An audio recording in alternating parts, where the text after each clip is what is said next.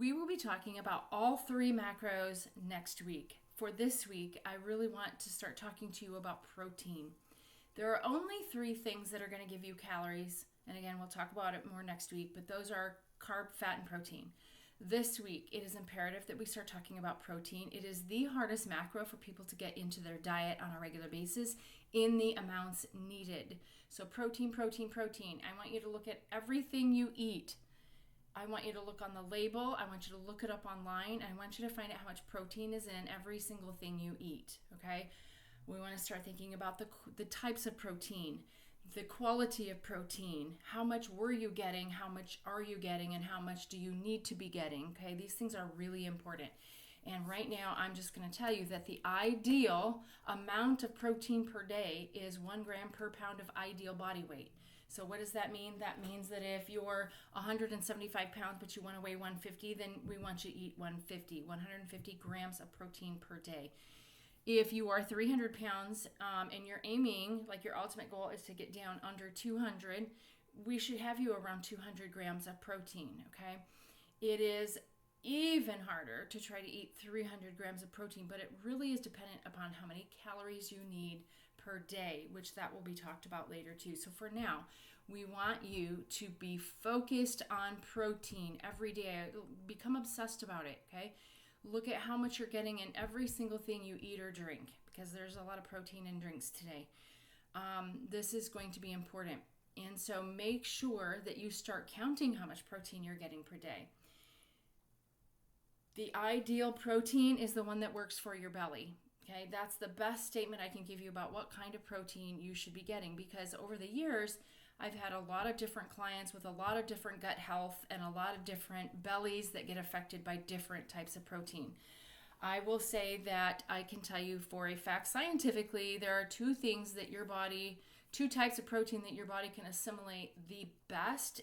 And these studies have been worked on for years and years and years and years, long ago when fitness started becoming back in the Arnold Schwarzenegger days. That is whey protein and eggs. Those two proteins, now eggs are not a full protein, we'll talk about that later, but eggs, those two types of protein are assimilated by our human body the best, okay? So with that said, I personally add a lot of protein powder into my day, especially if I'm having a lot of long days, because I feel better getting enough protein every single day. But I do try to eat a fair amount of protein in my meals, okay? Chicken breast, lean turkey, lean ground beef, Greek yogurt, tuna, salmon, cottage cheese, low-fat cottage cheese. I don't like to do a lot of low-fat, low-carb stuff, okay? I really don't, but I want you to find products that are mostly protein. Some people like to eat almonds for the protein, but let me tell you what, almonds are 70% fat. If I have one almond here, and let's say it's 10 calories, 9 of them are fat. Okay, so while an almond has protein, it is not a protein source. Neither is peanut butter. Neither are nuts. Okay, nuts are great for you, but they are not the protein section. They are a fat. So it's going to be imperative. We'll learn more about that next week, but I want to make sure you know that. You're going to have access to a PDF for some general macros that I find are great for healthier fitness, okay? I want you to download that. I want you to look at it. I want you to list the things that are your favorites. And then on a 3x5 index card, I want you to write your 5 favorite proteins on that card. Mine are going to be Greek yogurt. My favorite is chobani or faye.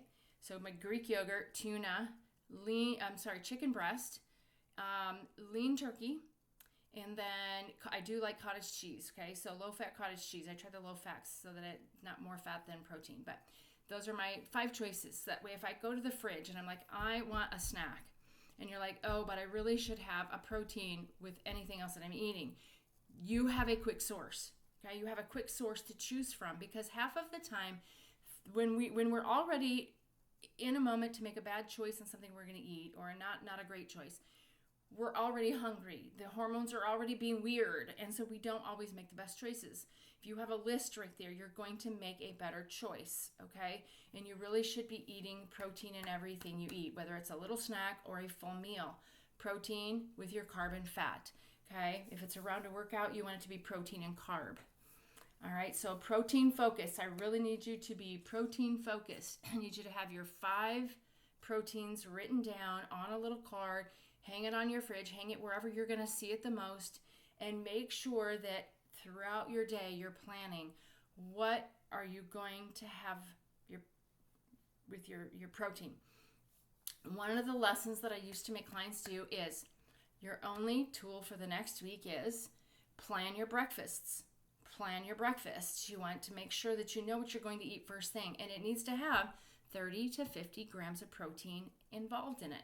You can eat that over 2 or 3 hours, but you need to have 30 to 50 grams of protein in the morning.